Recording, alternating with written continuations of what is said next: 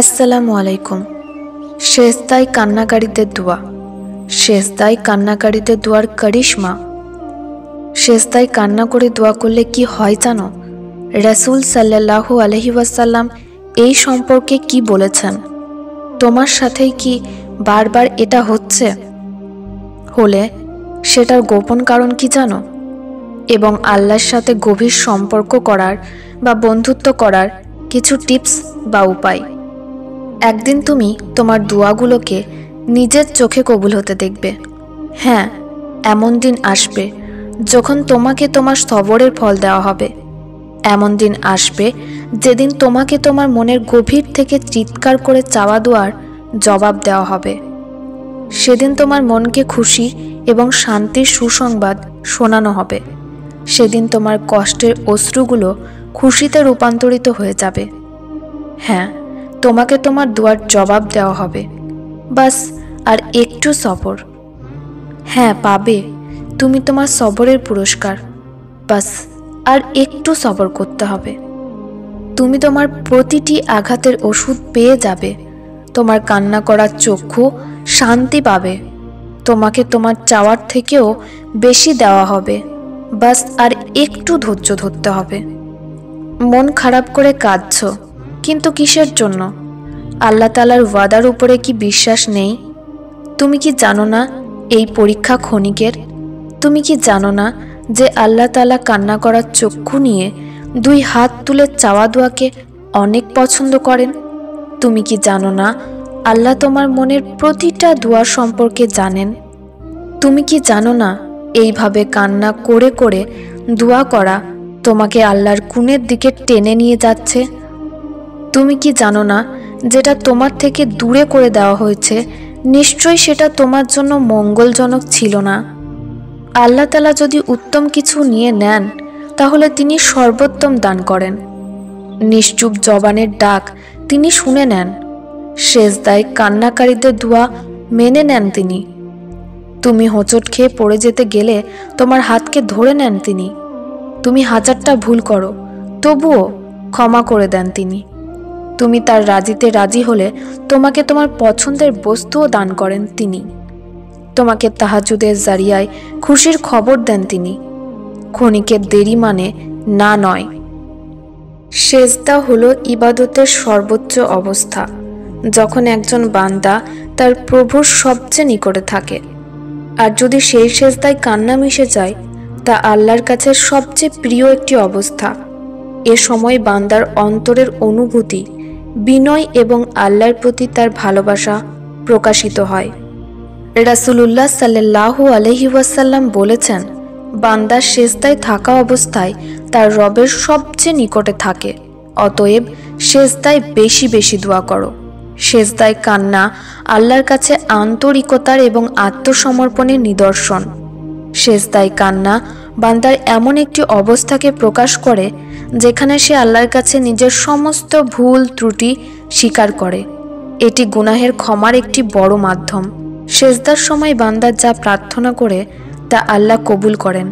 হাদিসে এসেছে, তোমরা সেজদায় বেশি বেশি দোয়া করো, কারণ এই সময়ে দোয়া সর্বাধিক গ্রহণযোগ্য। সেজদায় কান্নার কারিশমা কি জানো? এটা দোয়া কবুলের গোপন রহস্য। সেজদার সময় একজন মুমিন আল্লাহর প্রতি গভীরভাবে সংযুক্ত থাকে।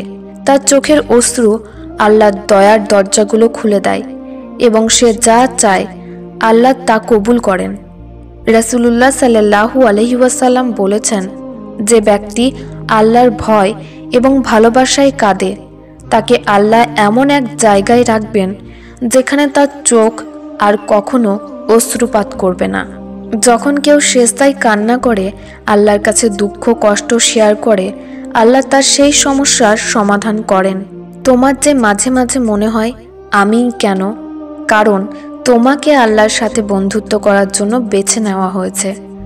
আল্লাহ তোমাকে তার বন্ধু বানাতে চান।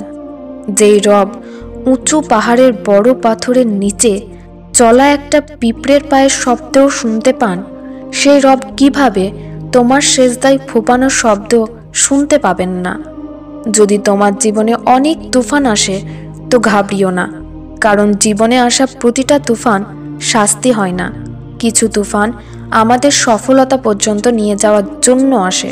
তুমি কি হজরত নূহ আলাইহিস সালামের ঘটনাটি ভুলে গেছো?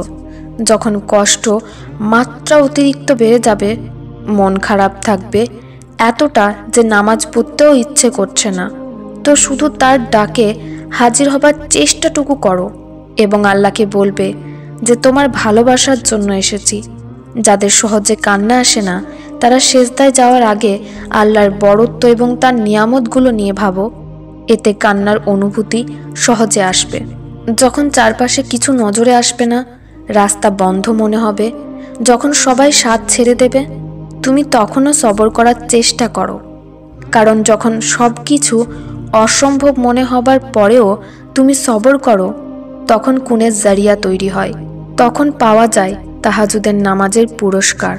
শোনো, তুমি যে কোনো পরিস্থিতিতেই থাকো না কেন, কিন্তু দোয়া করা ছেড়ো না, আর এই ইয়াকিনের সাথে চাইবে যে আল্লাহ অবশ্যই দিবেন। সবর করো আর দেখো তিনি তোমার দুয়ার জবাব কুনের সুরতে দেবেন। আর যখন লাগাতার দোয়া আরশের দরজায় করা নাড়ে, তো 70টা মায়ের থেকে অধিক ভালোবাসাকারী রব মেহেরবান হয়েই যান। তিনি তোমার অনেক অশান্তির রাতের সাক্ষী এবং তিনি তোমার এই অনেক অনেক দোয়ার হিসাব করে রেখেছেন, যেগুলো তুমি তাকে ছাড়া আর কাউকে বলোনি। তিনি তোমাকে খারাপ পরিস্থিতি এই জন্য দেন যাতে তুমি দুনিয়াতে হারিয়ে গিয়ে তাকে ভুলে না যাও। চিন্তা করো না, তোমার এইভাবে নামাজে কান্না ব্যর্থ যাবে না। তুমি কি জানো না আল্লাহর সাহায্য নিকটে? জলদি তিনি তোমার সব দোয়াতে কুন বলে দেবেন। দোয়াতে অনেক শক্তি থাকে, আর যখন তুমি সত্য অন্তর থেকে চাও, তো তিনি কখনো তোমাকে নিরাশ করেন না। আল্লাহর সাথে গভীর সম্পর্ক তৈরি করার কিছু উপায়: প্রতিদিন কিছু সময় একান্তে আল্লাহর সাথে কাটানোর অভ্যেস করো, এতে হৃদয় নরম হবে। 2 নাম্বার, কোরআনের অর্থ নিয়ে চিন্তা করো। কোরআন তেলাওয়াত করো এবং তার অর্থ নিয়ে গভীরভাবে ভাবো। নিজের দুর্বলতা অনুভব করো, নিজেকে আল্লাহর সবচেয়ে অসহায় বান্দা হিসেবে কল্পনা করো। সেজদায় কান্না বান্দার আল্লাহর প্রতি নিখাদ ভালোবাসা, বিশ্বাস এবং আত্মসমর্পণের প্রতীক। এটি দোয়া কবুলের অন্যতম শক্তিশালী মাধ্যম।